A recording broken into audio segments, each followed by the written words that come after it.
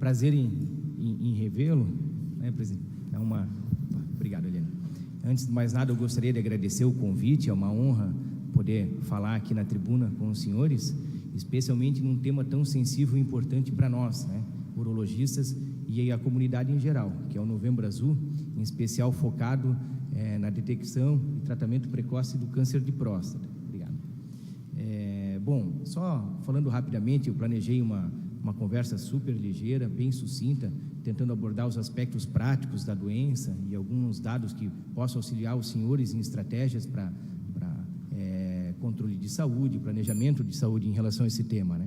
O Novembro Azul é um movimento que se iniciou no final da década de 90 na Austrália, onde um grupo de amigos, com zelo, com cuidado, preocupado com a saúde masculina, pensou em deixar crescer o bigode, a barba, e desde então esse movimento se disseminou pelo mundo e a gente conhece o símbolo da campanha como um grande bigode associado à cor azul em virtude disso. Hoje é um movimento global que tem uma abrangência muito grande e uma importância cada vez maior no nosso cenário, né? Os senhores sabem, a próstata é uma glândula exclusiva dos homens, que ficam logo abaixo da bexiga.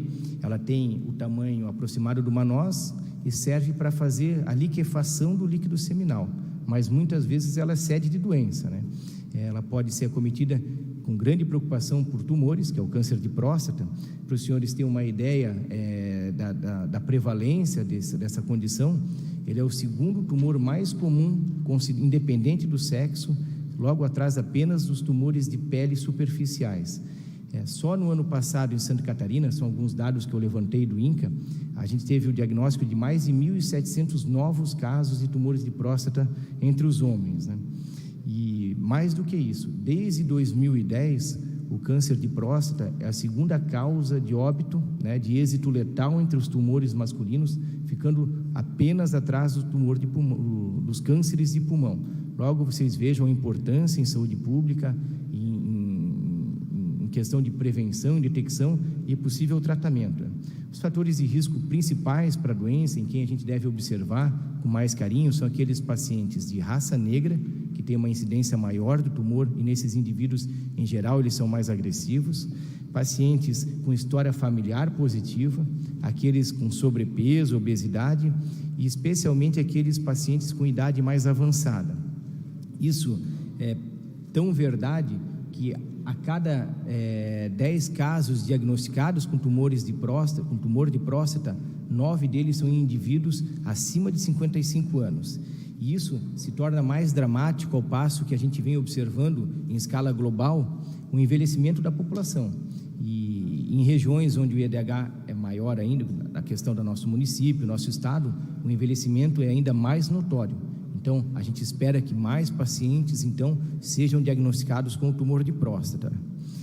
E isso se torna com um impacto econômico muito importante. Em planejamento de estratégia de saúde, a gente tem que levar isso muito em consideração. Para os senhores terem uma ideia, se estima que apenas no ano passado, em escala global, foi gasto mais de 10 bilhões de dólares em detecção e tratamento do câncer de próstata. E a gente sabe que, se a gente diagnosticá-lo numa fase mais tardia, com sintomas avançados, com metástases, esse custo é infinitamente superior a uma detecção precoce, onde o tratamento seja cirúrgico, radioterapia, resolve definitivamente o problema, né? Fora toda a carga fisiológica que isso vai acarretar ao paciente, né? Então, a gente deve fazer aí o reforço desse rastreamento precoce aos homens, tanto por uma questão de política de saúde econômica, por uma questão de uma cura, a chance de cura otimizada.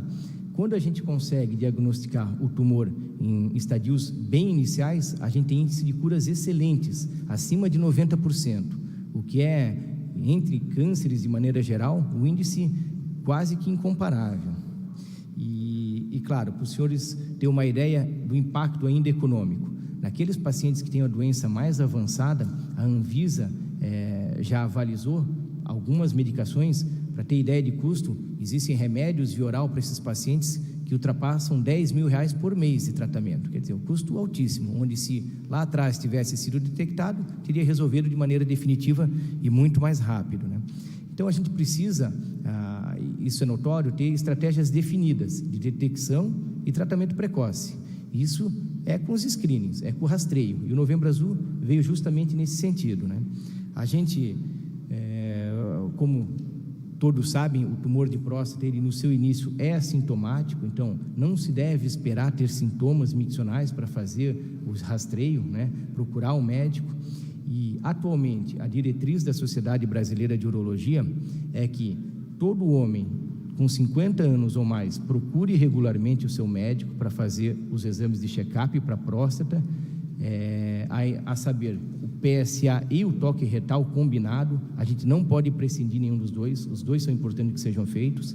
E naqueles indivíduos da raça negra ou com história familiar positiva, a gente antecipa esse screening. Já a partir dos 45 anos eles devem procurar o seu médico. Então, só reforçando, o screening é muito simples, também barato, que é um exame do toque e um exame laboratorial que não é caro e é altamente eficaz. E para completar,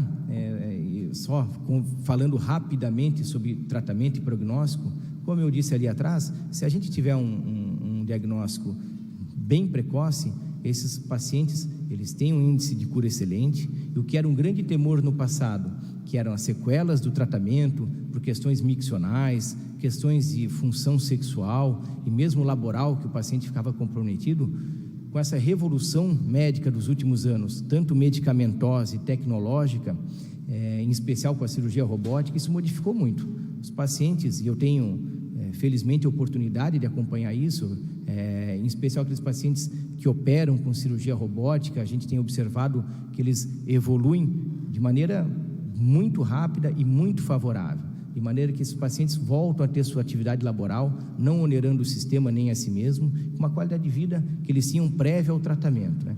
É algo que eu sou um entusiasta de tecnologia, de ciência, e eu tenho visto nos últimos anos, com a cirurgia robótica em especial, com as medicações de última geração, uma verdadeira revolução que é na doença de próstata.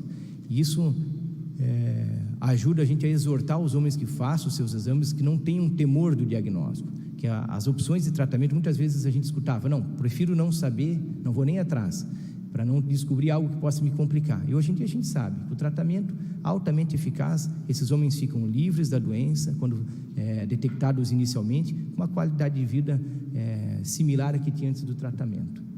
Bom, era isso, pessoal. Eu procurei ser o mais sucinto possível, mais para reforçar essa importância da campanha, e mais uma vez eu agradeço aos senhores por esse espaço, é muito importante para nós médicos, e eu acredito também para toda a população, e eu fico à disposição sempre que precisar, é um grande prazer. Muito obrigado.